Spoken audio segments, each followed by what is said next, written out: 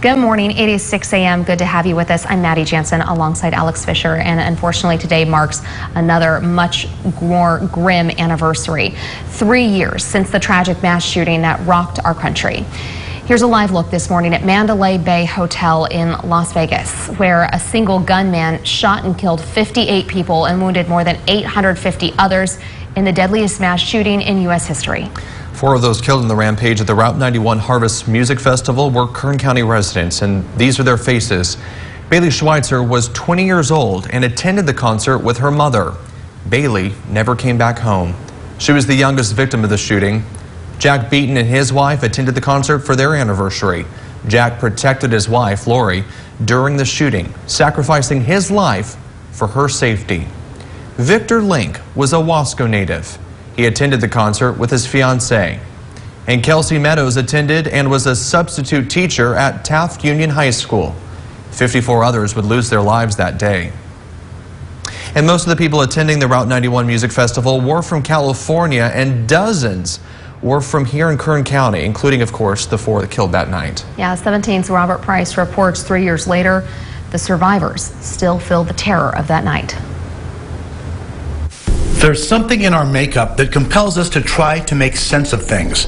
There has to be a reason for the triumphs and especially the tragedies in our life, some karmic logic beyond our understanding. But some things just don't make sense, as hard as we might try to analyze, as earnestly as we might pray. Life is not fair, and neither is death. Bailey Schweitzer of Bakersfield didn't deserve to die on October 1st, 2017 at the age of 20, one person in a crowd of 22,000. She deserved life and happiness and the chance to navigate the ups and downs of this world like the rest of us. 54-year-old Jack Beaton of Bakersfield died a hero, in the most literal sense of the word, physically shielding his wife from gunfire.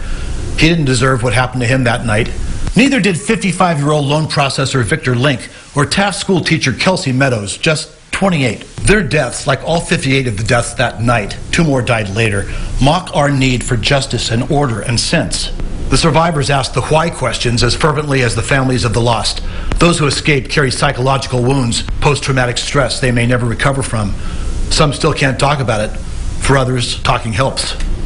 Because maybe, from those words, a kind of understanding might somehow emerge. For Katie Williford, it is the vague notion that her group of 8's beer can toast to her father, Chief Hacker, who died in 2008, kept them safe amid the carnage.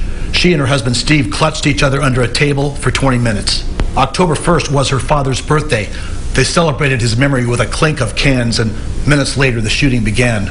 Today she's even more determined to carry on without pause or regret. Just live my every day like I can, like it's my last day. That's what I just do. Just go and don't live in fear. Keep on trucking is what I tell myself. Looking back on those events of October 1st, 2017 serves little purpose now, though. Survivors survive best when they look ahead and, as best they can, replace guilt and despair with hope. In Bakersfield, Robert Price, 17 News.